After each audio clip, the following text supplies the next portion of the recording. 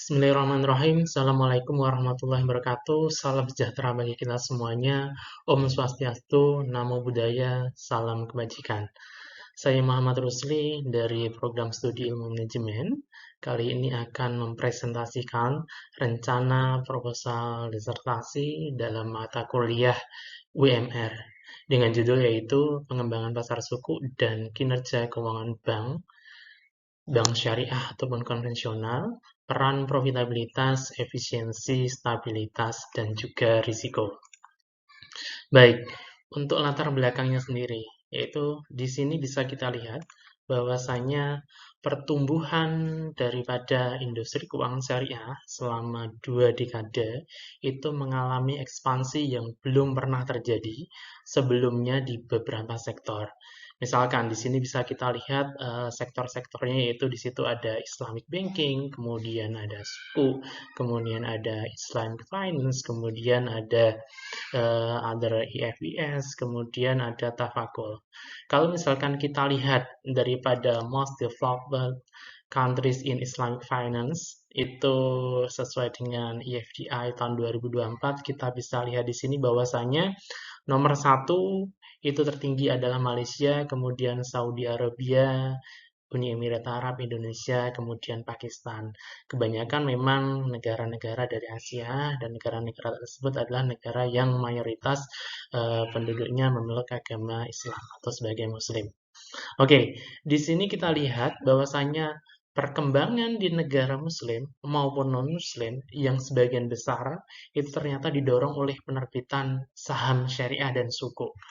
Menariknya, masyarakat non-Muslim, baik itu di Eropa, Asia, dan Afrika, itu ternyata menjadi alternatif pembiayaan penting di samping obligasi konvensional. Jadi, mereka ternyata juga menggunakan suku di sini. Jadi, pertumbuhan ini memberikan dampak langsung pada struktur pembiayaan bank, baik syariah maupun konvensional. Itu dari IFDR Report tahun 2023. Kalau misalkan kita lihat di sini, suku outstandingnya di sini memang dari Southeast Asia, itu paling tinggi. Kemudian ada GCC, kemudian ada Eropa yang mayoritas memang bukan negara Islam atau negara Muslim, kemudian Amerika juga ada. Artinya apa? Artinya suku ini ternyata tidak digunakan oleh mayoritas umat muslim saja, tapi negara-negara yang non-muslim pun juga menggunakan suku. Artinya apa? Artinya suku ini bukan semata-mata dikaitkan terkait dengan bank konvensional ataupun bank syariah, tapi dua-duanya bisa dikaitkan.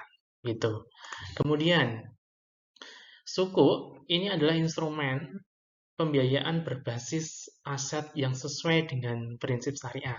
Dan kemudian suku ini berkembang sebagai alternatif dari obligasi konvensional di pasar keuangan global, sebagai representasi kepemilikan atas suatu aset atau manfaat daripada proyek ataupun usaha. Jadi suku itu underlying-nya adalah dia adalah aset. Kalau bond atau obligasi konvensional itu kan tidak ada underlying-nya. Dia adalah instrumen keuangan saja. Jadi, otomatis suku ini resikonya sangat minim sekali, dan suku juga terbebas dari yang namanya bunga ataupun riba, melainkan berbasis pada prinsip bagi hasil atau sewa atau ijarah istilahnya. Itu dari IFM tahun 2023. Kemudian, suku pada peningkatannya, baik itu aset maupun outstanding, ataupun liabilities, itu sering dibingkai sebagai solusi final untuk menciptakan sistem keuangan yang lebih etis dan stabil, terutama di negara-negara yang mayoritas Muslim. Perspektif ini mengasumsikan bahwasanya suku secara inheren lebih stabil dan etis daripada instrumen konvensional lainnya. Nah, suku ini ternyata juga menjadi saksi kesuksesan dalam menyaingi obligasi konvensional pada saat ini dan menjadi sarana pembiayaan yang mapan. Itu dari Nagano et al. Tahun 2017, kemudian Naver et al. Tahun 2017. Jadi, perkembangan pasar suku ini memiliki potensi yang sangat strategis dan menunjang dan mendukung juga kinerja perusahaan. Suku bisa berperan dalam meningkatkan likuiditas, memperkuat struktur pendanaan jangka panjang, serta menyediakan instrumen manajemen risiko yang sesuai dengan syariah. Kemudian, pasar suku ini ternyata tadi mengalami pertumbuhan yang sangat signifikan dan menjadi instrumen penting dalam pembiayaan syariah global. Dikutip dari Flannery et al. Tahun 2023, bahwasanya paper tersebut itu membahas terkait dengan literatur suku yang berkembang selama ini. Itu ada tiga tinjauan utama. Yang pertama yaitu terkait dengan tinjauan pertumbuhan suku itu sendiri, kemudian suku dan teori keuangan, kemudian suku dan perilaku pasar saham. Nah, namun mereka itu menyoroti bahwasanya ada sesuatu yang kurang nih terkait dengan penelitian yang mengkaji hubungan antara suku dan perbankan. Apalagi perbankannya itu adalah perbankan syariah dan konvensional. Oke, kemudian Harun dan Ibrahim tahun 2022 itu menyebutkan bahwasanya pengembangan pasar suku itu berdampak positif terhadap stabilitas keuangan, yaitu bank syariah saja, memperluas komplementaritas antara bank syariah untuk mendorong mempertahankan stabilitasnya. Samoy dan Goma tahun 2020. Nah, ini menunjukkan bahwasanya pengembangan pasar suku dapat menurunkan rasio permodalan bank syariah. Nah, kemungkinan peningkatan persaingannya ini itu mendorong untuk lebih mengambil risiko lebih besar. Sahani 2024 juga bahwasanya suku tier 1 itu ternyata dapat meningkatkan profitabilitas bank syariah.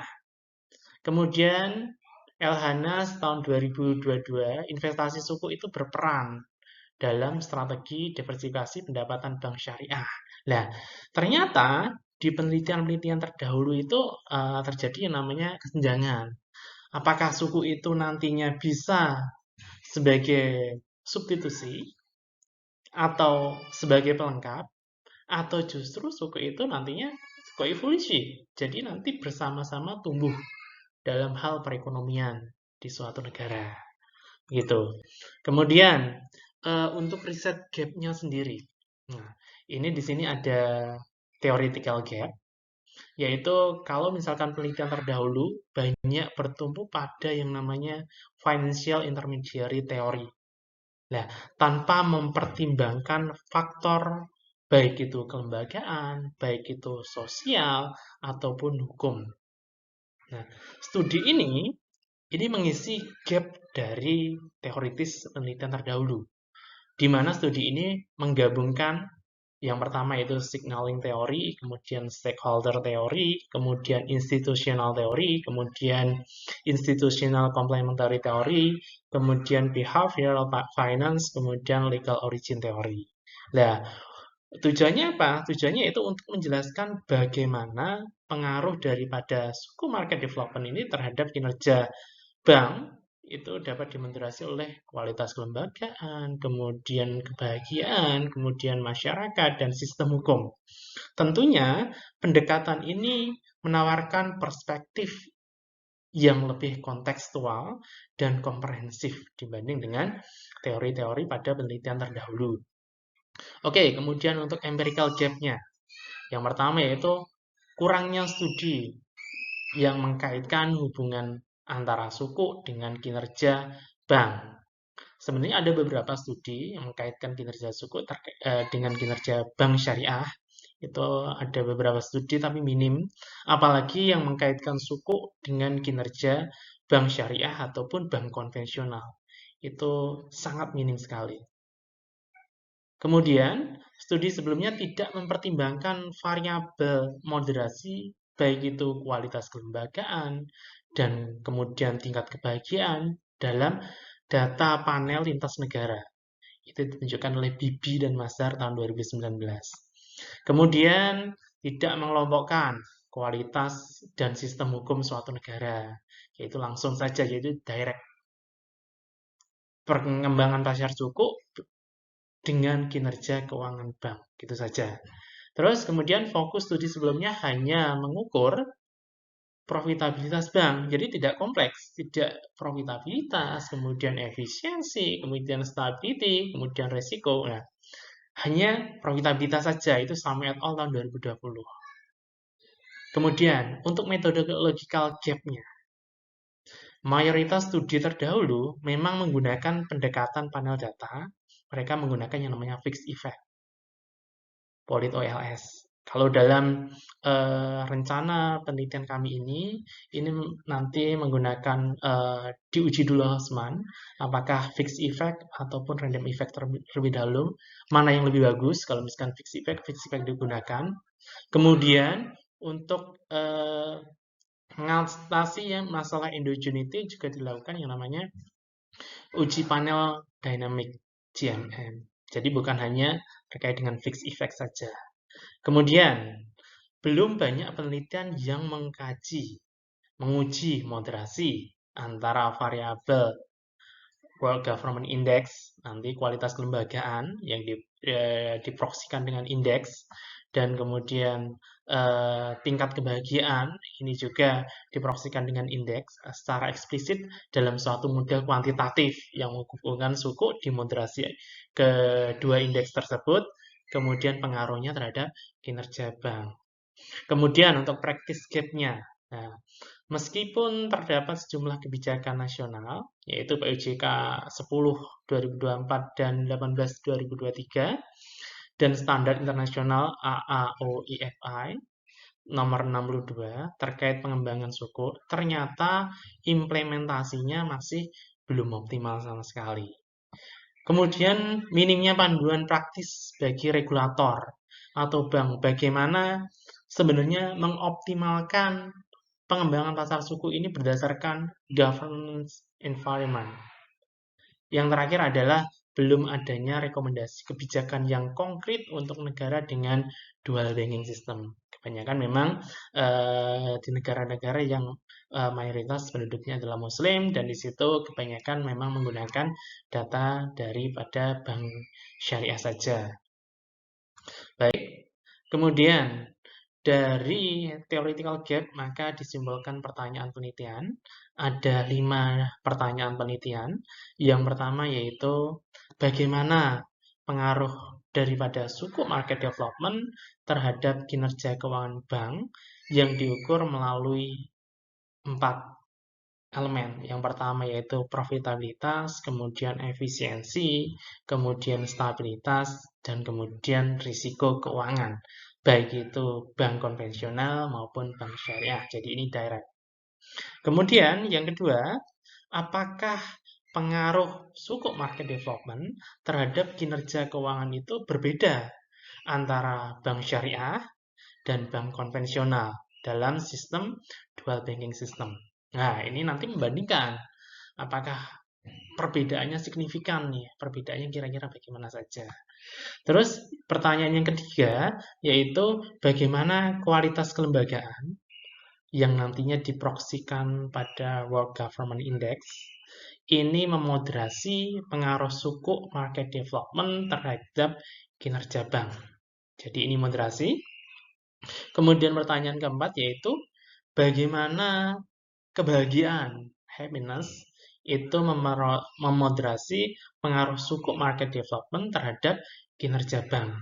Dan yang terakhir adalah, ini terkait dengan legal origin atau status hukum suatu negara, dia menganut yang mana, apakah common law atau civil law. Di sini pertanyaannya adalah, bagaimana peran sistem hukum, baik itu negara yang menganut hukum common law ataupun civil law dalam mempengaruhi hubungan antara suku market development terhadap kinerja keuangan bank, baik itu bank syariah maupun bank konvensional. Baik, kemudian untuk tujuan penelitiannya. Nah, dari pertanyaan penelitian tersebut diturunkan ke tujuan penelitian. Yang pertama yaitu tujuannya adalah menganalisis pengaruh langsung. Jadi langsung antara suku market development terhadap kinerja keuangan bank yang tentunya diukur dengan indikator profitabilitas, efisiensi, stabilitas, kemudian risiko.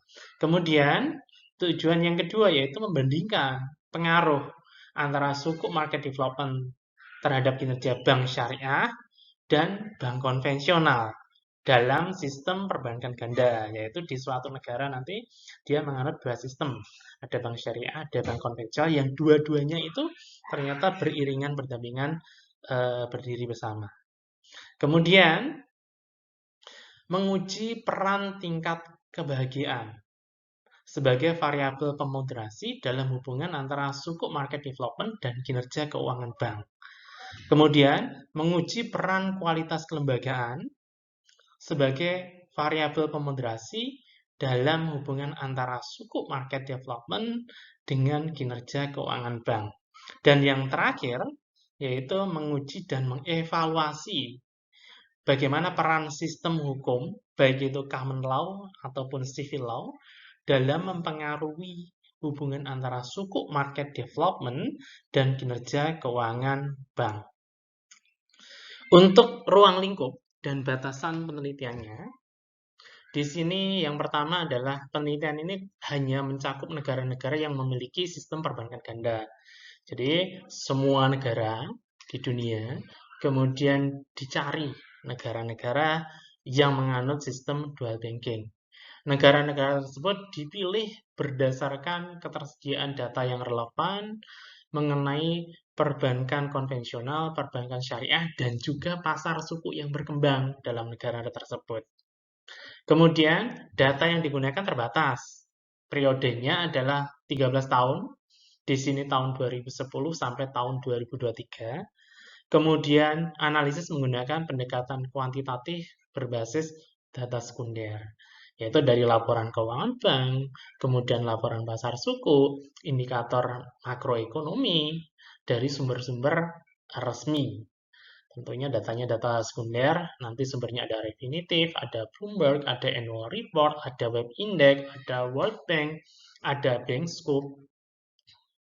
Nah, preferensi investor atau dampak sosial pasar suku tidak termasuk dalam cakupan penelitian, tapi preferensi investor dan dampak sosial pasar suku nanti dikaitkan dengan indeksnya. Jadi diwakili proksinya adalah indeks. Jadi bukan data primer, tapi nanti data sekunder yang mewakili preferensi investor dan dampak sosial. Baik. Nah, ini teori-teori yang mendasari dalam penelitian kami. Yang pertama yaitu Signaling Theory SPAN 1973, yaitu tujuannya adalah untuk menjelaskan partisipasi bank dalam suku sebagai sinyal kredibilitas dan stabilitas. Kemudian Stakeholder Theory Freeman 1984. Ini dalam penelitian ini digunakan untuk memahami keterlibatan bank dalam suku sebagai bentuk tanggung jawab sosial dan keberlanjutan. Kemudian ada institutional theory, kemudian ada institutional complementary theory, yaitu digunakan untuk mengkaji peran kualitas kelembagaan dan sinergi antara institusi dalam memperkuat hubungan antara suku market development dengan kinerja bank. Kemudian ada juga Behavioral Finance Theory dari Kahneman dan Tversky tahun 1979, serta Social Capital Theory Pullman 2000, dan Capabilities Approach oleh Sen 1999. Nah, gabungan teori ini untuk memasukkan faktor kebahagiaan masyarakat sebagai moderator berbasis perilaku dan kesejahteraan sosial yang nantinya diukur dengan menggunakan indeks happiness index. Yang terakhir yaitu legal origin theory dari Laporta 1998, yaitu untuk membedakan nantinya pengaruh sistem hukum di negara yang menganut common law versus negara yang menganut civil law dalam efektivitas suku market development terhadap kinerja keuangan bank, baik syariah maupun konvensional. Untuk pengembangan hipotesisnya, yang pertama yaitu Signaling Theory SPAN 1973 menyatakan bahwasanya partisipasi aktif bank dalam pasar suku itu merupakan sinyal kredibilitas, stabilitas, dan tata kelola yang baik. Hal ini mendorong kepercayaan investor dan nasabah yang berdampak pada peningkatan kinerja keuangan bank.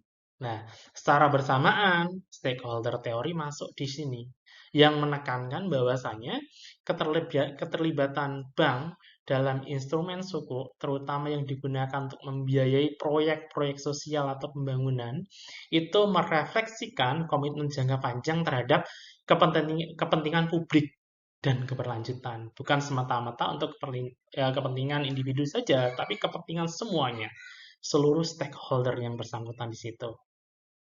Nah, ini diadopsi dari Bibi Mazhar 2019, kemudian Samoy dan Gauma 2020, dan Madani et al. 2020. Jadi, Sukuk terbukti berkontribusi positif terhadap kinerja keuangan bank. Nah, oleh karena ini diturunkan menjadi 4 hipotesis di sini. Yang pertama adalah Sukuk market development itu berpengaruh positif terhadap profitabilitas bank. Kemudian H1B itu adalah Sukuk market development berpengaruh positif terhadap efisiensi operasional bank. H1C, Sukuk market development berpengaruh positif terhadap stabilitas keuangan bank. Dan yang terakhir adalah H1D, bahwasanya Sukuk market development berpengaruh negatif terhadap risiko keuangan bank. Jadi kinerja keuangannya dibeda-bedakan berdasarkan 4 proksi. Masing-masing nanti akan diwakili oleh rasio masing-masing. Kemudian, yang kedua, untuk membentuk H2. Nah, ini dasarnya adalah dari Institutional Complementary Theory dari Aoki 2001, Hall dan Soskis tahun 2001. Menyatakan bahwasanya institusi-institusi tidak bekerja secara terpisah, tapi justru saling melengkapi dalam membentuk efektivitas sistem ekonomi dan keuangan. Nah, ketika dua atau lebih situasi saling mendukung, maka kinerja sistem secara keseluruhan akan meningkat. Pengaruh daripada suku market development terhadap kinerja bank tentunya bergantung pada jenis sistem keuangan yang digunakan. Bank syariah itu sangat bergantung pada suku. Karena apa? Karena keterbatasan penggunaan daripada instrumen yang berbasis bunga. Maka pengaruh suku market development terhadap bank syariah itu cenderung lebih besar dibandingkan dengan bank konvensional. Nah, itu menurut Samoy dan Goma 2020. Dia menunjukkan bahwasanya perkembangan pasar suku meningkatkan struktur permodalan bank syariah. Ledem juga menyatakan hal demikian. Maka hipotesis kedua, H2, yaitu adalah pengaruh suku market development terhadap kinerja keuangan bank itu berbeda secara signifikan antara kelompok bank syariah dan kelompok bank konvensional pada sampel kami. Oke, kemudian Institutional Theory dari North 1990 dan Scott 2001. Itu menekankan bahwasanya bagaimana institusi dan organisasi oleh lingkungan sosial politik dan budaya mereka. Kualitas kelembagaan suatu negara, efektivitas pemerintah, kepastian hukum, dan integritas regulasi itu menjadi fondasi yang sangat penting bagi keberhasilan sistem keuangan. Jadi, kelembagaan yang kuat itu nantinya akan menjadikan meningkatnya kepercayaan investor dan mendorong penggunaan suku oleh lembaga keuangan. Begitupun dengan sebaliknya. Nah, Ledem 2022 menunjukkan bahwasanya stabilitas politik dan regulasi yang baik memperkuat dampak pasar suku terhadap kinerja bank. Banknya adalah bank syariah. Kemudian Beck et al. 2006 menunjukkan bahwasanya kualitas institusional berperan besar dalam memperkuat fungsi intermediasi bank di negara berkembang. Nah, kualitas kelembagaan nantinya akan diproyeksikan pada indeks World Government Index yang diukur melalui 6 dimensi berikut ini. Yang pertama adalah akuntabilitas publik, kemudian kualitas regulasi, kemudian stabilitas politik dan kekerasan, kemudian aturan hukum, efektivitas pemerintah, dan tingkat korupsi. Oke, maka dimensi-dimensi tersebut misalkan yang pertama yaitu voice and accountability. Ini mencerminkan sejauh mana warga memiliki kebebasan berpendapat dan partisipasi politik. Pada pasar keuangan, kebebasan ini tentunya akan mendorong transparansi, akuntabilitas, dan kepercayaan terhadap sistem keuangan syariah. Ketika masyarakat ini merasa suaranya dihargai, mereka lebih cenderung untuk mendukung instrumen keuangan yang etis. Dalam hal ini adalah suku. Sehingga memperkuat kontribusinya terhadap kinerja bank. Nah, maka disimpulkan H3A adalah voice and accountability. Ini memperkuat pengaruh positif hubungan antara sukuk market development terhadap kinerja bank, baik syariah maupun konvensional. Kemudian, political stability. Ini menggambarkan tingkat resiko ketidakstabilitan pemerintah, konflik, ataupun kekerasan politik yang dapat mengganggu aktivitas ekonomi.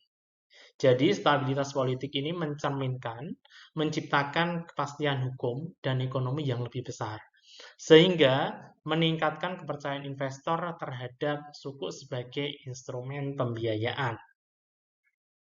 Jadi, H3B, bahwasanya political stability itu ternyata dihipotesiskan memperkuat pengaruh positif antara sukuk market development terhadap kinerja keuangan bank. Kemudian, governance effectiveness. Ini mencerminkan kualitas layanan publik, kapabilitas birokrasi, serta kredibilitas pemerintah dalam merumuskan dan menerapkan kebijakan. Efektivitas pemerintah memainkan peran penting dalam menyediakan regulasi yang jelas, infrastruktur pasar yang mapan, maupun mendukung perlindungan hukum, yang nantinya akan memperkuat kepercayaan investor dan stabilitas sistem keuangan bank. Nah, ini tentunya akan berdampak pada kinerja keuangan bank tersebut. Jadi, H3C itu adalah governance effectiveness, itu memperkuat pengaruh positif sukuk market development terhadap kinerja bank. Oke, kemudian regulatory quality. Jadi, kualitas regulasi yang tinggi itu menciptakan sebuah iklim yang kondusif bagi penerbitan. Kemudian distribusi, perlindungan investor, regulasi yang jelas, konsistensi, akomodatif terhadap prinsip syariah yang memperkuat kepercayaan pasar terhadap suku dan meningkatkan efisiensi intermediasi oleh bank syariah maupun konvensional. Nah, ini didukung oleh Samoi Guma tahun 2020 menunjukkan bahwasannya regulatory quality ini berkontribusi signifikan terhadap pengembangan pasar suku di negara-negara muslim. Nah, maka untuk hipotesisnya di H3D itu adalah regulatory quality, itu memperkuat pengaruh positif suku market development terhadap kinerja bank. Kemudian, bagaimana dengan rule of law? Nah, ini mencerminkan sejauh mana agen-agen di masyarakat itu memiliki kepercayaan pada sistem hukum, pada pengembangan pasar suku, terus tentang kejelasan hukum dan kepastian kontraktual itu sangat krusial. Karena apa? Karena suku ini nantinya akan melibatkan struktur pembiayaan berbasis aset dan kepemilikan. Maka dari itu, negara dengan rule of law yang kuat akan menciptakan perlindungan hukum yang lebih baik bagi investor dan penerbit, sehingga meningkatkan kepercayaan pasar terhadap suku dan pada akhirnya akan mendukung kinerja bank. Nah, ini didukung oleh empirical study Al-Madani et al. Tahun 2020. Sehingga H3E, yaitu rule of law, itu memperkuat pengaruh positif suku market development terhadap kinerja bank. Nah, kemudian control of corruption. Ini mengukur sejauh mana kekuasaan publik itu dijalankan untuk kepentingan pribadi, penyalahgunaan kekuasaan, suap, perilaku istimewa, dan pengambilan keputusan. Jadi tingkat korupsi yang rendah ini memperkuat kepercayaan investor dan penerbit terhadap integritas sistem keuangan. Sehingga apa? Sehingga kontribusinya ketika corruption kontrolnya ini tinggi, maka yang terjadi adalah kinerja keuangan dari bank itu akan tinggi juga, dampak positif. Begitupun sebaliknya. Sehingga H3F, control corruption yang tinggi itu akan memperkuat pengaruh positif suku market development terhadap kinerja bank, baik syariah maupun konvensional. Oke, kemudian ini dasarnya adalah behavioral finance theory, bahwasanya kebahagiaan sebagai variabel moderasi yang berakar pada behavioral finance theory, persepsi psikologis dan emosional. Misalnya kesejahteraan subjektif dan kebahagiaan mempengaruhi keputusan ekonomi dan keuangan. Kahneman, Tversky tahun 1979, kemudian Taylor 1993. Dalam masyarakat yang lebih bahagia, tentunya individu cenderung memiliki tingkat kepercayaan dan optimisme yang lebih tinggi terhadap sistem keuangan. Sehingga yang terjadi adalah memperkuat efek positif suku market development terhadap kinerja bank. Pandangan ini diperkuat oleh yang namanya social capital theory dari Putnam tahun 2000 dan Fukuyama 1995 yang menekankan bahwasanya tingginya kepercayaan sosial dan modal sosial itu mendorong koordinasi ekonomi yang lebih baik, termasuk dalam penerimaan dan pertumbuhan instrumen yang berbasis syariah, yaitu suku. Selain itu, pendekatan lainnya yaitu capabilities theory, Sen 1999, Nussbaum 2011, menyatakan bahwasanya kebahagiaan mencerminkan kapabilitas masyarakat untuk membuat pilihan keuangan secara bebas, yang menciptakan lingkungan sosial yang mendukung intermediasi etis dan partisipatif. Nah, dari unsur kebahagiaan, kami mengambil 3 dimensi. Yang pertama adalah GDP per kapita, yang kedua adalah dukungan sosial, yang ketiga adalah kebebasan. Sebenarnya ada 6 dimensi, tapi kami mengambil 3 dimensi ini. Ini adalah dimensi yang berhubungan langsung dan memiliki dampak terhadap kinerja keuangan bank. Maka dari itu, oke, sekarang GDP. GDP per kapita ini mencerminkan daya beli dan kapasitas ekonomi masyarakat dalam suatu negara. Jadi daya beli yang tinggi itu memungkinkan masyarakat dan institusi keuangan untuk lebih aktif berpartisipasi dalam kegiatan investasi suku, baik sebagai pembeli retail maupun institusional. Dan yang nantinya hal ini akan meningkatkan kinerja keuangan bank. Jadi di H4A, yaitu GDP per kapita yang tinggi akan memperkuat pengaruh positif pengembangan pasar suku terhadap kinerja keuangan bank. Kemudian, social support. Ini menggambarkan tingkat kepercayaan dan solidaritas sosial dan masyarakat sejauh mana seorang merasa bahwa mereka dapat mengandalkan orang lain dalam situasi yang sulit. Ya, suku terkait dengan prinsip sharing, nilai etis, dan tujuan sosial. Pada negara dengan dukungan sosial tinggi, masyarakat cenderung lebih percaya pada mekanisme investasi kolektif, partisipasi seperti suku. Hal ini menciptakan lingkungan yang kondusif pada perkembangan pasar suku yang inklusif dan produktif, sehingga bisa meningkatkan kinerja keuangan bank. H4B, tingkat social support yang tinggi memperkuat pengaruh positif pengembangan pasar suku terhadap kinerja keuangan bank. Kemudian, freedom to make life choice. Ini mencerminkan sejauh mana masyarakat merasa memiliki kendali dan kebebasan dalam pengambilan keputusan penting dalam hidup mereka, termasuk keputusan finansial. Jadi, freedom to make life choice yang tinggi ini memperkuat pengaruh positif antara pengembangan pasar suku terhadap kinerja keuangan bank. Ini di H4C.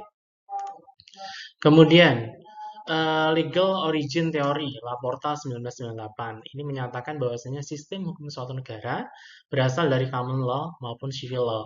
Ini memiliki pengaruh yang signifikan terhadap struktur efektivitas sektor keuangannya. Sistem hukum suatu negara mempengaruhi bagaimana pasar keuangan berkembang dan berfungsi. Dalam sistem common law, struktur hukum lebih fleksibel, berbasis preseden dan lebih responsif terhadap inovasi keuangan. Sehingga yang terjadi adalah di hipotesis H5, pengaruh suku market development terhadap kinerja bank akan lebih kuat di negara-negara yang menganut hukum sistem common law dibanding dengan civil law. Oke, ini adalah result framework-nya. Jadi yang pertama yang utama adalah suku market development, kemudian bagaimana dia mempengaruhi kinerja bank yang diukur oleh profit, stability, efficiency, financial risk. Ini adalah proksi dari rasio masing-masingnya.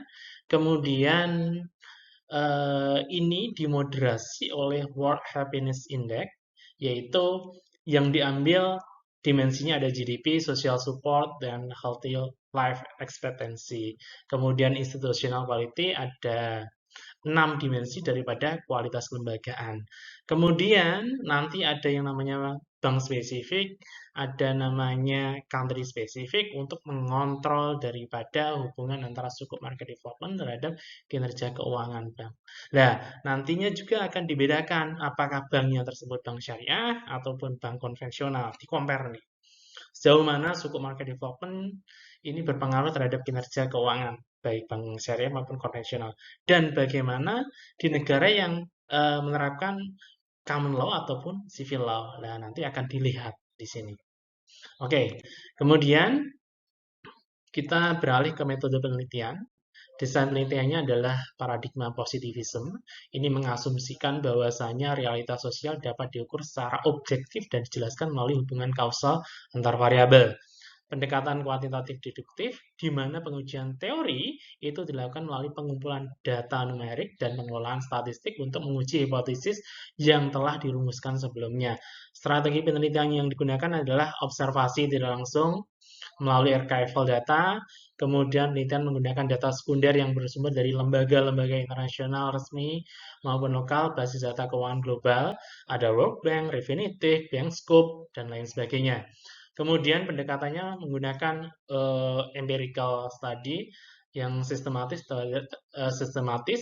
terhadap pengaruh suku market development dengan kinerja bank, kemudian dimoderasi oleh kebahagiaan dan juga kualitas kelembagaan. Nah, periode observasinya itu sendiri itu ada 13 tahun dari 2010 sampai 2023.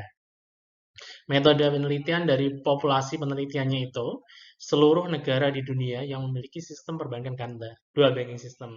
Kemudian kriteria pemilihan samplingnya menggunakan purposive sampling dengan kriteria yang pertama, negara memiliki dual banking system. Yang kedua, negara memiliki pasar suku yang aktif atau sedang berkembang. Kemudian tersedia data yang dapat diakses secara konsisten dan lengkap untuk variabel-variabel utama dalam penelitian. Jumlah sampel diperoleh 35 negara sebagai sampel penelitian yang meliputi wilayah Asia Timur, Tengah, Afrika, dan negara barat dengan industri keuangan syariah yang berkembang. Dari Malaysia, Indonesia, Singapura, sampai dengan Kanada dan Australia. Oke, kemudian, nah ini dipecah kemudian negara-negara mana yang menganut common law dan negara-negara mana yang menganut civil law. Common law ada Malaysia sampai Australia. Ini ada 14 negara. Kemudian yang civil law ini ada 21 negara, Indonesia, Kazakhstan, Tajikistan sampai dengan Prancis. Oke, kemudian metodologi penelitian dari operational variabelnya, berikut adalah operational variabelnya. Independennya ada suku market development, dependennya ada NIM, ada ROA, ada ROE, dependent untuk profitability tersebut. Untuk stability dan efisiensi ada Z-score, ada BOPO. Kemudian untuk risiko ada risk adjusted return on asset. Kemudian bank basicnya ada capital equity ratio, ada asset quality, ada managerial efficiency, dan sebagainya. Kemudian ada country specific. Di situ ada market power, ada GDP growth, ada inflation, kemudian ada bank kriteria, dan sebagainya.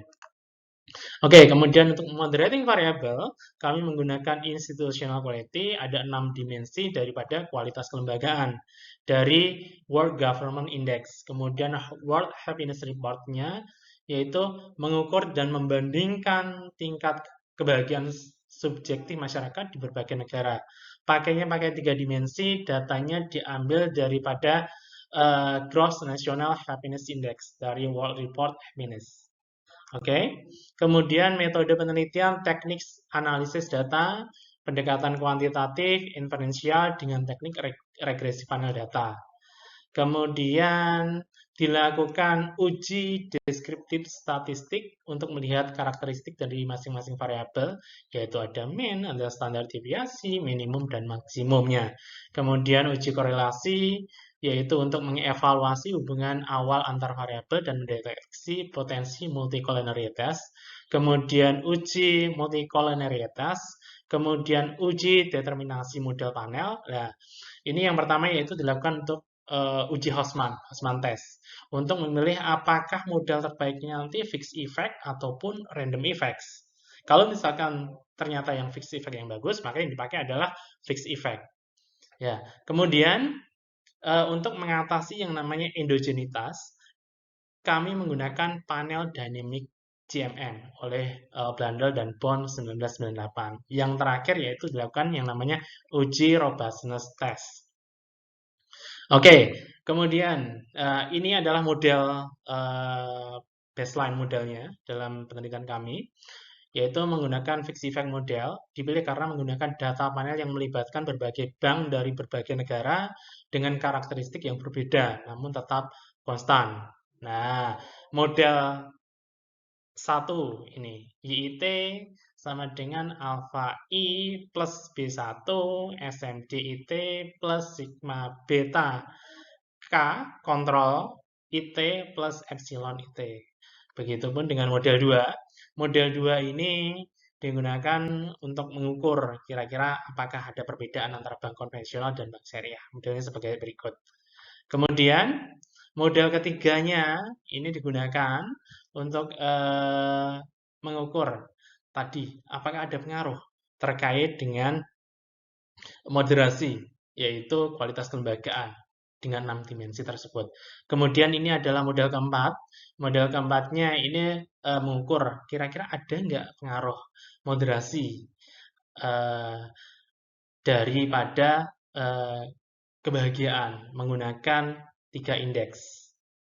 Oke, kemudian yang model kelima ini digunakan untuk mengukur apakah ada perbedaan nih kira-kira antara sistem hukum negara yang menganut common law ataupun civil law. Ini model kelimanya. Nah, kemudian untuk mengatasi yang namanya endogeneity, kami menggunakan dynamic panel regression, menggunakan pendekatan generalized method of moment GMM. Ini membantu memperkuat hasil analisa kausal dan menguji robust tidaknya hasil dari model baseline fixed effect tadi. Pendekatan GMM ini diperlukan untuk mengakomodasi karakteristik dinamis dalam efisiensi bank, mengatasi kemungkinan endogenitas antara pengembangan pasar suku dan kinerja bank, dan menghasilkan estimasi yang tentunya lebih konstan, lebih baik, dan tidak bias dalam studi panel dengan dimensi waktu yang terbatas. Tadi kan 12 tahun. Model 6. Nah, model 6 berarti model pertama dari GMM. Ini adalah untuk menguji direct langsung antara suku market development terhadap kinerja keuangan bank, baik syariah maupun konvensional. Model 7 berarti model kedua daripada dynamic panel regression.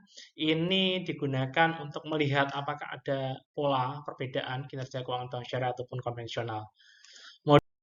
Untuk model ke-8 ini yang nantinya akan digunakan untuk mengukur apakah ada pengaruh moderasi, yaitu kualitas kelembagaan, nantinya apakah dia bisa memoderasi hubungan antara suku market development dengan kinerja keuangan bank.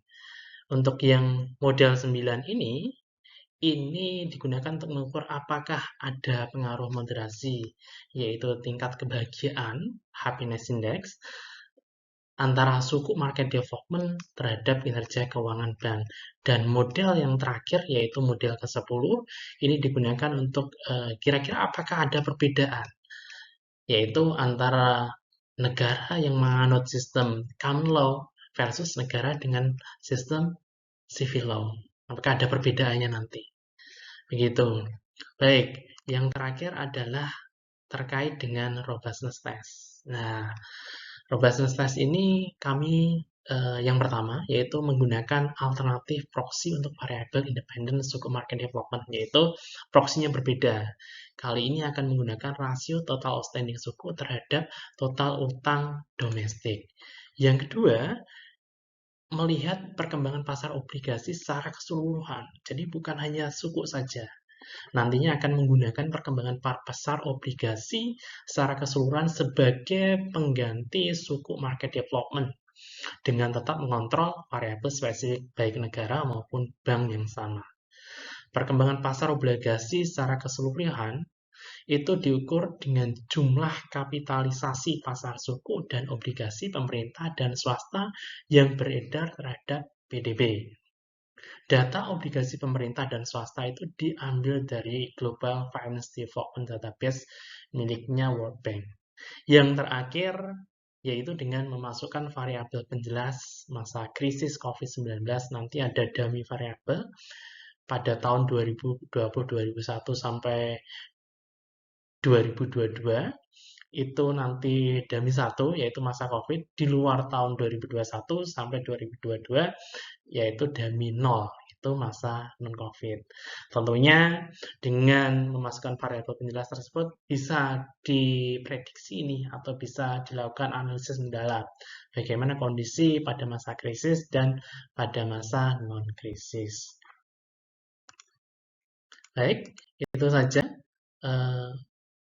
proposal disertasi kami. Kurang lebihnya mohon maaf. Wassalamualaikum warahmatullahi wabarakatuh.